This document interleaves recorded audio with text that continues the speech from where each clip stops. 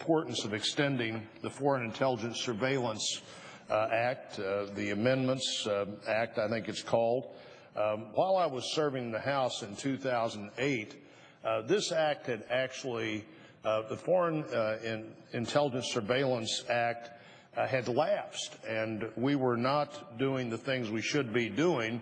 I was able there to work with my good friend Steny Hoyer, who was the majority whip at the time. I was the minority whip at the time, and we had held the reverse of those jobs in the previous Congress. I liked my role as majority whip better, but Mr. Hoyer and I were able to work together, particularly with my predecessor from Missouri, Senator Bond, and Senator Rockefeller. Senator Bond was the vice chairman of the Intelligence Committee. Senator Rockefeller was the chairman, as we tried to negotiate how we'd extend the FISA Amendments Act. My colleagues here today, many of them remember the challenge we faced in getting that bill done, and many of them, including the current chairman of the Senate Intelligence Committee, know the importance we place on the work that is done every day under the Foreign Intelligence Surveillance Act. At the time in 2008, we had a really very concrete set of examples of what would happen without FISA, because frankly, we were effectively without it. For periods of time in 2007 and 2008, the National Security Agency was unable to fully perform its mission in monitoring many of the activities of known terrorists who were overseas, and particularly found it impossible to focus in on new targets. And again, those are known terrorists not in this country. It was wrong that Congress allowed the act to lapse, and it would be dangerously wrong if we let it happen again on December the 31st of this year. 5 years ago, I sat through many disturbing intelligence briefings.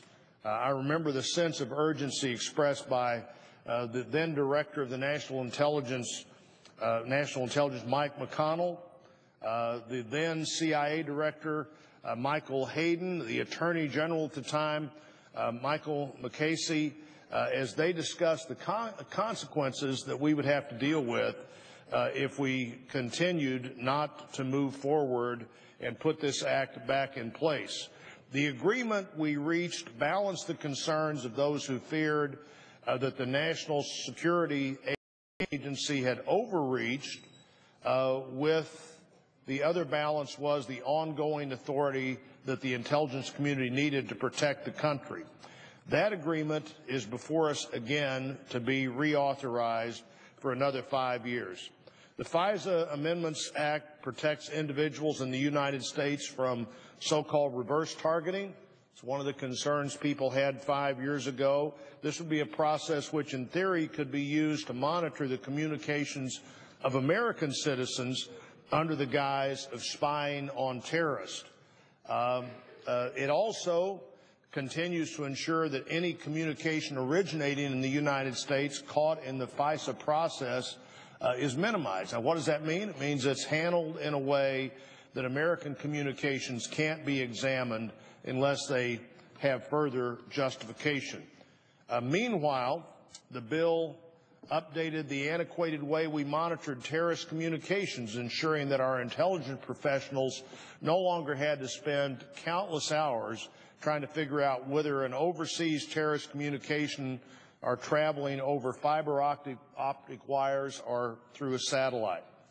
I'm concerned that the amendments we're looking at here not only disrupt the delicate balance we struck in 2008, but also they may mean that this act doesn't get extended. The House has voted on a straight extension.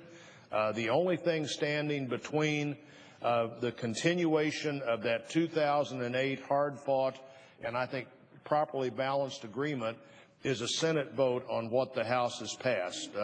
I'll be voting against the amendments. I think some of these amendments are well-intended. In fact, if they weren't part of this bill, studies and other things that are being proposed might very well be worth doing, but not worth doing in a way that would allow FISA to expire in just a few short days. I'm pleased to have been able to serve on both the Senate and the House Select Committee on Intelligence and witnessed firsthand the important role that FISA plays in protecting our country. I'm thankful for the intelligence professionals who serve our country both here in the United States and overseas. And I hope as they observe this debate we're having about FISA, they see a Congress that supports them, supports their families, and supports their important work. Unless the world changes, Mr. President, and hopefully it will change, but unless it changes, we should never allow our ability to track terrorists overseas to go dark again. That's why it's critically important we pass this bill in the next few hours. Why we extend FISA for another 5 years and give our intelligence professionals the tools they need to protect our country, and frankly give the Congress, the President, and most importantly the American people the obligation to look at this authority again in 5 years and see if we still need it. Today we need to extend the Foreign Intelligence Surveillance Act as it's been amended, and I hope, Madam President, that we do that, and I would yield back whatever.